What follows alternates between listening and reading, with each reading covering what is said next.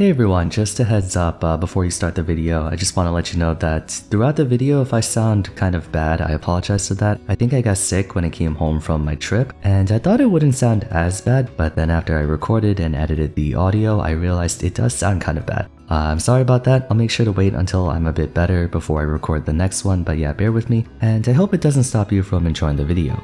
Alongside the various elements and weapon types, Genshin Impact's roster is sectioned into 3 categories based on the role characters are supposed to fulfill in active combat. We have main DPS, also referred to by its technical term On Field DPS, then sub-DPS or Off Field DPS, and finally supports. Early on, there was a small bit of consideration for the tank class, while Noelle, Zhongli, and others giving off the impression that you would need someone who could soak up damage for their team. Of course, that's not really necessary thanks to our access to shields and healing. Either way, the remaining 3 classes have been integrated quite well into general team building, but saying their equity is uniform would be false, empirically speaking. Sub-DPS units have performed significantly better than either main DPS or supports, to the point where I think we should talk about why they're so popular and successful. Today, we'll be taking a deeper look into the strongest class in Genshin Impact.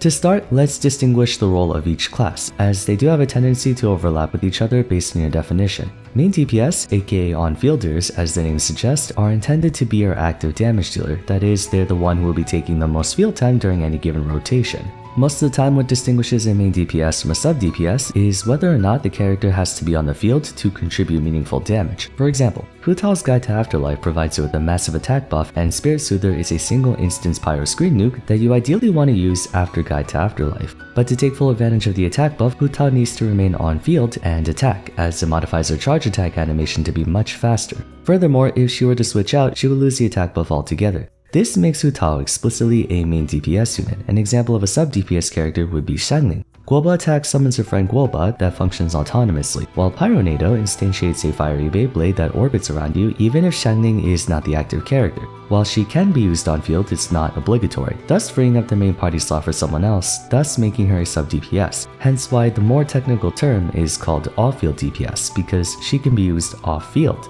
So what separates a sub-DPS from a support? After all, the measure of a support character is usually determined by how much they contribute to your party's efficiency in the damage department. For instance, Kazuha is touted for the amazing elemental damage boost he provides for his team. Applicably, there really isn't. But in my opinion, if the character's individual output doesn't reach as far as that of a main damage dealer, then they would be a support, not sub-DPS. So someone like Zhongli, despite shredding nearby enemy resistance with this Jade Shield, is purely a support, whereas someone like Xingqiu offers a ton of damage through reactions and honestly his own base numbers. Now that we've established that, let's talk about the sub-DPS class in more detail. As stated before, the key difference between a main and sub-DPS is whether or not you can make use of their abilities without having to be the active character. Unlike other gachas where you usually have a front line consisting of multiple parties, Genshin allows for only one person to be up front at a time. Even so, the need to rotate between party members is critical for your success in combat, namely through utilization of reactions, as well as your characters synergizing off one another directly or indirectly.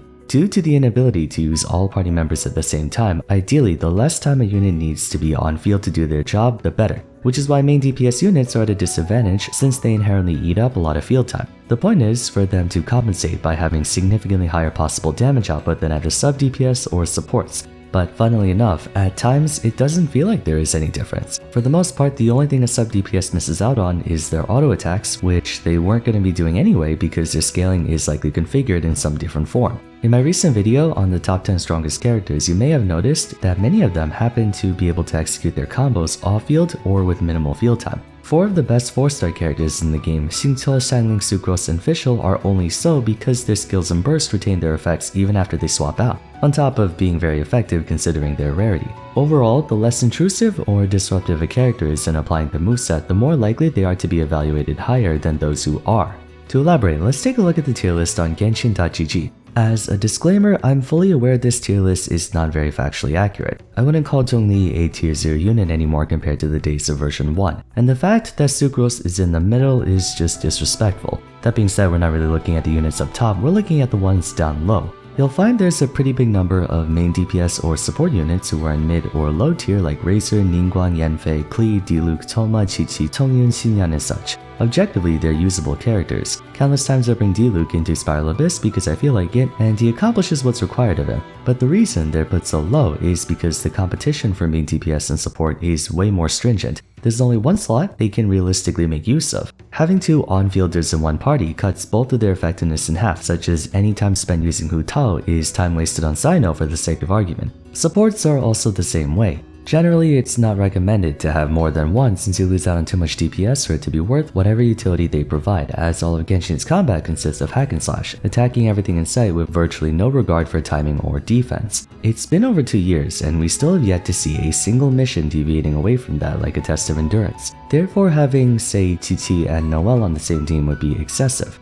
Sub-DPS characters are rated higher on average for the sheer fact that they're the only one among the 3 classes where you can theoretically have as many as you want, and that's exactly what players do. Thanks to their low maintenance, almost all of the best team comps consist of 1 on-fielder and 3 off-fielders. The Raiden national team is a noteworthy case of this. In this context, Raiden Shogun is your main DPS, Bennett is your support, and Xingqiu and Xiangling are your sub-DPS. What makes this party so efficient is that Xingqiu and Xiangling's elemental bursts gain more power from Shogun's elemental skill, while Bennett powers up Xiangling and Shogun's burst to deal optimal damage. Then we have the Taser team comprising 4 off-fielders, well, at least for one of them. The one I use right now features Yaemiko, Sucrose, Fischl, and Xingqiu. Since all of them can use their important stuff without needing to be on stage, I just default to Sucrose as my on-fielder for lack of a better option. The recent Dendro parties also employ many sub-DPS units, typically 3 or in some cases 4 sub-DPS. Aggravate parties make use of Nico, Fischl, Beidou, or anyone who can apply rapid amounts of Electro in a short period of time, while Bloom teams, even specific ones like those that use Nilo, have Nahida, Xingqiu, and Kokumi or Barbara. Gameplay-wise, it's just better for the character's damaging abilities to persist even when swapping out, as that prevents them from being directly compared to each other, like how Yoimiya, Diluc, and Klee will be constantly living in Hu Tao's shadow because they don't do the same amount of damage as her, or how Koting and Sino will never come close to Shogun's damage output, whereas Fischl and Miko don't even have to worry about it since they're not competing for the same spot. Accessibility is what makes sub-DPS units so powerful. It's easy to access their potential and more often. Fischl can be used for taser teams, soup teams, aggravate, overvape, hypercarry teams, etc. Meanwhile, Koting is only effective in aggravate teams. Ayaka is only usable in freeze comps, although granted, Ayaka freeze is still one of the best teams to this day, whereas Diona can be used for freeze, melt, or potentially physical damage support. Then again, that might be a bad example seeing as how Ayaka is one of the best characters in the game and Diona is not a sub-DPS, but you get what I mean. You'll find yourself using sub-DPSs in a lot more situations, consequently making them more attractive to seek out not only for what we have right now, but what we might have in the future. Their accessibility also allows them more resilience in the advancing meta. Gacha games are notorious for rendering characters obsolete after only a few months or even a few weeks. Power creep obviously varies in scale from one game to the next, but something I do appreciate about Genshin is how slow it power creeps. Mind you, there still is power creep to some extent. Should you look at the early big names in the carry department, Diluc, Koting, Shao, Klee, and so on were overshadowed by Ayaka, Shogun, Hu Tao, and Wander. Though that isn't to say you can't use the former group whatsoever, but that's my point. Day 1 units may not be as widely used as they used to be, but they don't completely fall out of relevance even as new units enter the pool.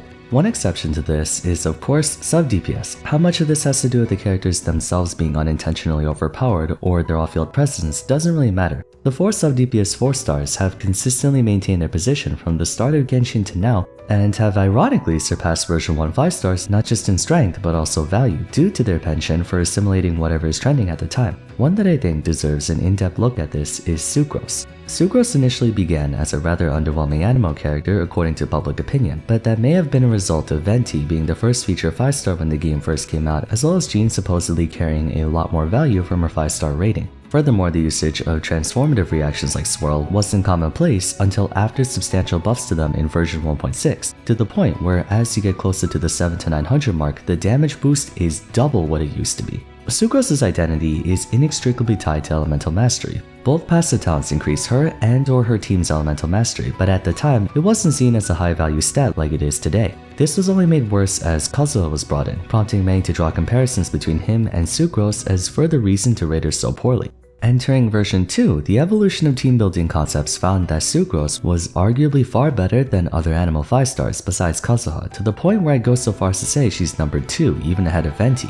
She found gainful employment in many different formations like Melt, Overvape, Child Fireworks, Freeze teams, and of course, Taser, having one of the most powerful Taser parties in the game. Her combination of area coverage, crowd control, damage amplification, high amounts of animo application by virtue of being a catalyst user, battery, and reaction chaining led to everyone's perceptions of her gradually improving over the course of time. Granted, circumstantial events were a big help to that, like the aforementioned buffs in 1.6, but what allowed her to have a second lease on life was how effective she was without occupying your main party slot, and that goes to the other 4-star off-fielders as well. Most, if not all of what makes Fischl, Xiangling, and Xingqiu so overpowered wouldn't be the case if their effects disappeared upon switching out, like if Xingqiu's rain swords would only echo his attacks, not the active character, or if Xiangling's pyronado expired the moment you swapped to someone else. There's a far higher likelihood of Hu Tao becoming irrelevant before Xiangling, since even if there's a new pyro DPS on the block, Xiangling doesn't have to play musical chairs with them, she can just sit in one of the other spots. The only way you'll see Fischl get forced out of relevance is if there are 2 or more Electro units who are Fischl but infinitely better. We've already seen this happen with Xingqiu and Yelan. When the latter was scheduled for release, players were trying to figure out whether she would eclipse the former or if it was worth pulling for her if she was merely a more expensive version of him. But they soon realized that you could have both on the same team, and they just so happened to get along famously. If anything, players would be more than happy to have a second Xiangling. Imagine if you had 2 pyronados at once. In other words, there's a lower probability of sub-DPS units getting power crept unless there's a jump in performance for new units high enough to be both best in slot and disincentivize them to use up the other 2 or 3 spots because there's another new unit that also does the same job but better. Given empirical data, that's not going to happen for another 2 years or so. Moreover, there's a higher probability of sub-DPS units getting indirectly buffed whenever there's a new team or function that's all the rage. The difference in usability makes it pragmatically more beneficial to go after and invest in characters who can apply their pressure without being the active character. So I guess, in a way, when it comes to Genshin, it's always better to be the bridesmaid, never the bride, since everyone has eyes on the first place winner and not the runner-up, letting the runner-up be more successful in the long term. Having said all that, I feel like one negative consequence of sub-DPS units having so much agency is that it stifles diversity. In practice, all your needs can be met with the same handful of characters, which I alluded to in my problem with 4-stars video, where characters that are more niche like Goro, Sara, Yunjin, Hazel, and Candice aren't as relevant purely because we have Fischl, Xingqiu, and Sucrose to name a few. However, if they were to combat sub-DPSs monopolizing party slots by making new supports or off-fielders be just as strong, that can accelerate power creep as well. Again, I'm speaking for the average player. Obviously, some of you may have a special attachment to Kale and prefer to use her over Nahida, or if you want to use Shinobu over Fischl. But for the average person, especially if they're a free-to-play player, spending their finite Primo gems and resources on a character that works in less situations is not worthwhile. Is that a good or bad thing though? It's bad that you don't get many opportunities for those niche units to shine, begging the question why go after them in the first place. But it's good that we have these all-purpose characters who you can rely on to handle the game's more challenging content. The low investment floor alleviates the pressure to chase after every character given how expensive it can be to pull for even one 5-star unit, so it's all based on perspective. Even for a spender like me who has every character, I still find myself using the same tried and true party like Double Hydro plus Hu Tao or Ayaka Freeze, not really experimenting with more rogue strategies like Mono Geo or Nilo Bloom, cause there's nothing pressuring you into doing so other than self-imposed goals. And in fairness, Genshin's player base is passionate enough to dive into units just for the fun of it, so I may be alone in my stance on this. I feel like the best way to address this issue without having to explicitly buff or nerf anyone is to narrow the safety margin for parties, so that if they want to bring along the Swiss Army knife characters, the party will be deficient in some way. Like in the case of Bloom teams, given you need 3 elements, Hydro, Dendro, and Electro, it may not be wise to bring Fischl for your Electro slot since you need some form of healing. So Shinobu's ability to supplement that gives her more leverage in this scenario. Still very specific mind you, just food for thought I had. But what do you guys think? Do you believe sub-DPS units have too much control over team building and that main DPS and supports could use some love, or are you content with how it is now? Feel free to share in the comments down below. For now, if you enjoyed the video, please leave a like and subscribe, it really helps me out. Also, follow me on Twitter at Vars, join my Discord server, and check out my other discussion videos if you haven't yet. But till next time, thanks so much for watching, and I'll see you again soon in the next one. Take care.